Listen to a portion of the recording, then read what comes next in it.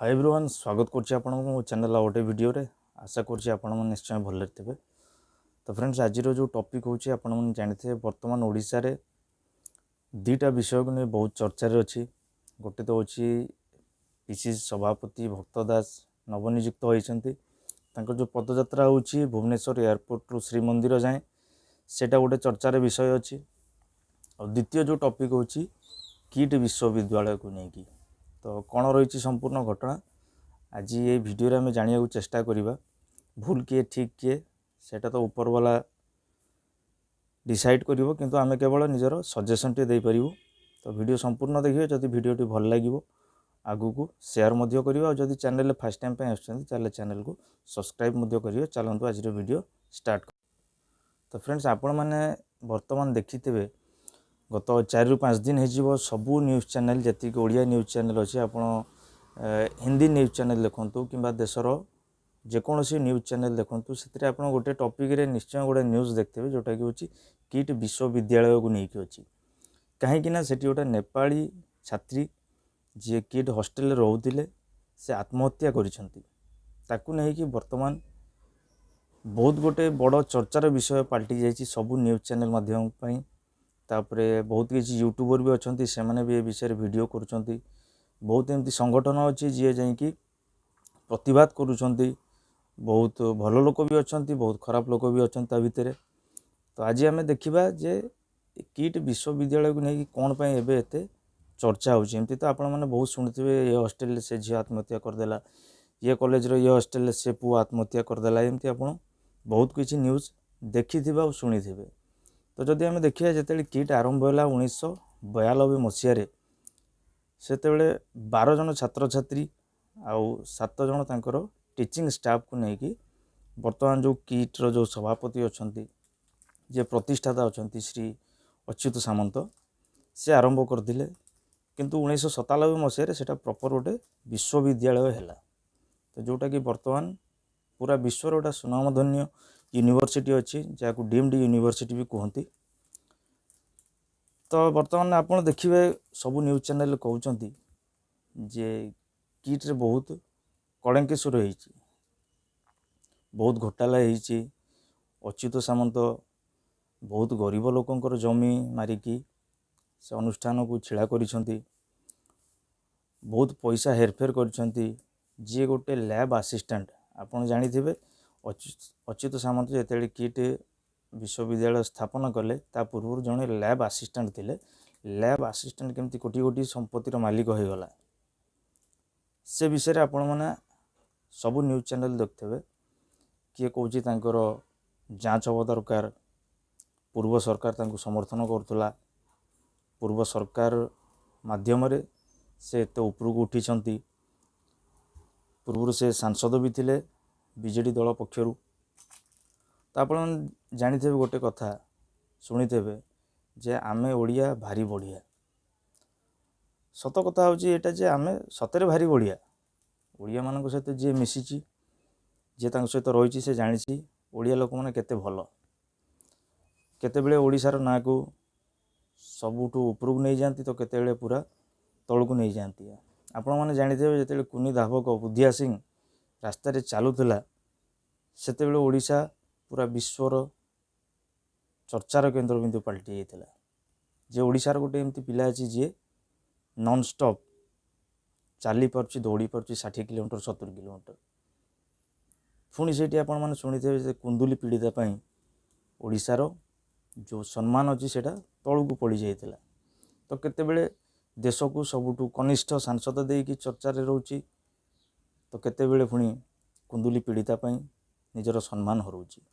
तो से आम ओडिया हूँ बहुत सरल। तो बर्तमान जदि आम देखा एबे बहुत किसी वीडियो किट विश्वविद्यालय भाइराल हबारे लगी।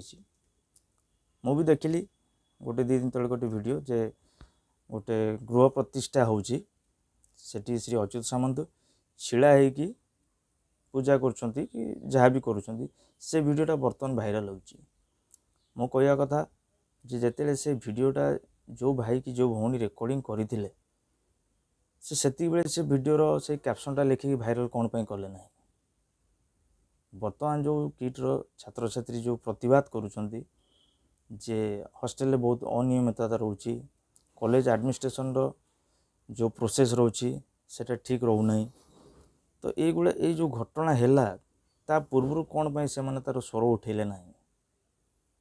ଯେତେବେଳେ କୌଣସି ଜିନିଷ ଘଟିଯାଏ ତାପରେ ସେ ବିଷୟରେ ଆଲୋଚନା ହୁଏ। ଯଦି ଆମେ ତା ପୂର୍ବରୁ ଆମେ ପ୍ରିପେୟାର ହେଇକି ରହିବା ତାହେଲେ ହୁଏତ ଆଜି ଏ ପରିସ୍ଥିତି ହେଇନଥାନ୍ତା। ଯେତେ ବି ଅନିୟମିତତା ହେଉଛି କି ଯେତେ ବି କିଟ୍ ବିଶ୍ୱବିଦ୍ୟାଳୟରେ ଅସୁବିଧା ହେଉଛି ଛାତ୍ରଛାତ୍ରୀଙ୍କୁ ନେଇକି, କାରଣ ବହୁତ ଏମିତି ସଂଗଠନ ଅଛି ଯେଉଁ ସଂଗଠନ ସବୁ ଛାତ୍ରଛାତ୍ରୀମାନଙ୍କ ସହିତ ଜଡ଼ିତ ହୋଇ ଅଛନ୍ତି ଏବଂ ତାଙ୍କ ପାଇଁ କାମ ବି କରୁଛନ୍ତି।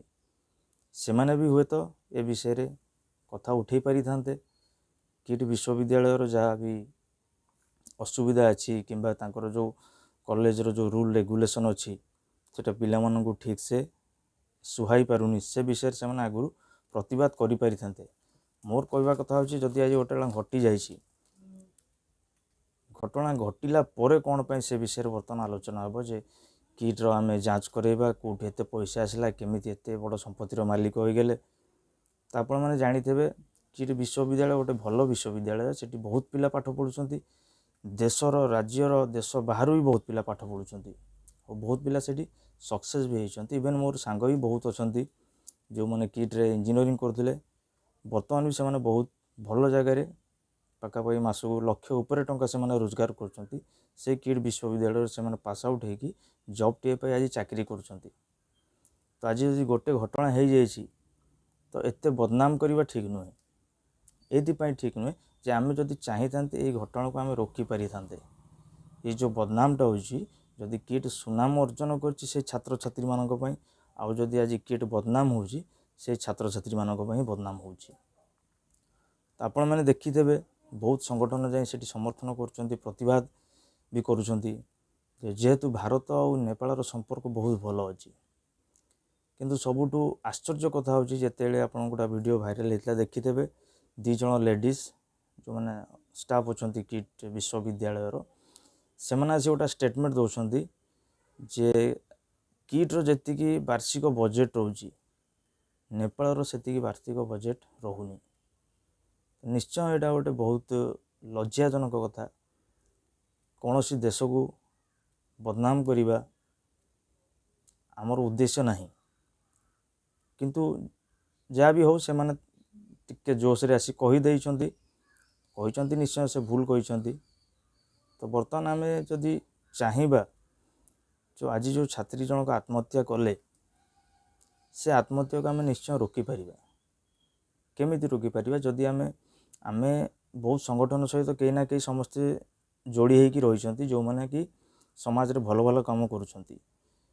ଯେଉଁ ସଂଗଠନ ଆଜି ଯାଇ ସେଇ ଛାତ୍ରୀ ସପକ୍ଷରେ ପ୍ରତିବାଦ କରୁଛି, ସେଇ ସଂଗଠନ ଯଦି କିଛି ଦିନ ଗ୍ୟାପ୍ରେ ସେ କଲେଜରେ ପହଞ୍ଚି କଲେଜର କ'ଣ ପରିସ୍ଥିତି ରହିଛି, ପିଲାମାନେ କେମିତି ପାଠ ପଢ଼ୁଛନ୍ତି, ପିଲାମାନଙ୍କୁ ଠିକ୍ ସେ ଯେଉଁ କଲେଜ ଷ୍ଟାଫ୍ ରହୁଛନ୍ତି କି ସ୍କୁଲର ଷ୍ଟାଫ୍ ରହୁଛନ୍ତି ସେମାନେ ଠିକ୍ ସେ ସହଯୋଗ କରୁଛନ୍ତି କି ନାହିଁ, ଯଦି ଆମେ ସେ ବିଷୟରେ ଡାଟା ନେବୁ ତାହେଲେ ନିଶ୍ଚୟ ଆମେ କିଛି ନା କିଛି କ୍ରାଇମ୍କୁ ରୋକିପାରିବୁ।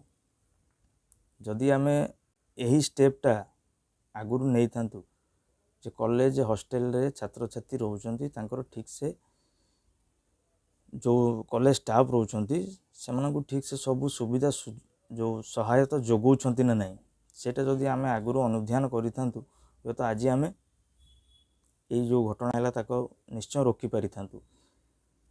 ଆମେ ବର୍ତ୍ତମାନ କେହି ସଠିକ୍ ଜାଣିନୁ ଯେ ଯେଉଁ ନେପାଳ ଛାତ୍ରୀ ଜଣକ ଆତ୍ମହତ୍ୟା କଲେ କ'ଣ ପାଇଁ ଆତ୍ମହତ୍ୟା କଲେ। ତାଙ୍କର କିଛି ପ୍ରେମ ସମ୍ପର୍କ ଥିଲା କି କଲେଜ ତରଫରୁ ସେ ହାରାସ ହେଇଯାଇଥିଲେ କିମ୍ବା ଯେଉଁ ସପୋର୍ଟିଂ ଷ୍ଟାଫ୍ ଥିଲେ ତାଙ୍କ ତରଫରୁ ହାରାସ ହେଇଯାଇଥିଲେ, ସେଇଟା ତ ତଦନ୍ତ ହେଲା ପରେ ଜଣାପଡ଼ିବ। ଆମେ ବର୍ତ୍ତମାନ କେହି କିଛି କହିପାରିବା ନାହିଁ। ତ ମୁଁ ଏ ଭିଡ଼ିଓ ମାଧ୍ୟମରେ ସମସ୍ତଙ୍କୁ ଗୋଟିଏ ଅନୁରୋଧ କରୁଛି ଯେ ଆମେ ଯଦି ସମସ୍ତେ ମିଶିକି କାମ କରିବା, ସମସ୍ତଙ୍କୁ ସହଯୋଗ କରିବା, ତାହେଲେ ନିଶ୍ଚୟ ଆମେ କିଛି ନା କିଛି କ୍ରାଇମ୍କୁ ରୋକିପାରିବା।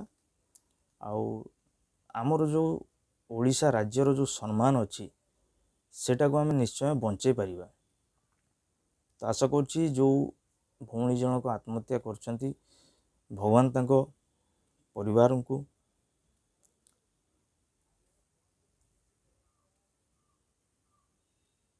ସାହସ ଦିଅନ୍ତୁ, ସେମାନେ ଏ ପରିସ୍ଥିତିରେ ନିଜକୁ ସମ୍ଭାଳି ରଖନ୍ତୁ। ଆଉ ଆଗକୁ ଯେମିତି ଏଭଳିଆ ପରିସ୍ଥିତି ନ ହୁଏ ଆମେ ତା ପାଇଁ ନିଶ୍ଚୟ ସଜାଗ ରହିବା, ସମସ୍ତେ ମିଶିକି କାମ କରିବା। ଆଉ ଯଦି ଭିଡ଼ିଓ ଭଲ ଲାଗିଥିବ ତାହେଲେ ଆଗକୁ ନିଶ୍ଚୟ ସେୟାର କରିବେ, ଲାଇକ୍ ମଧ୍ୟ କରିବେ।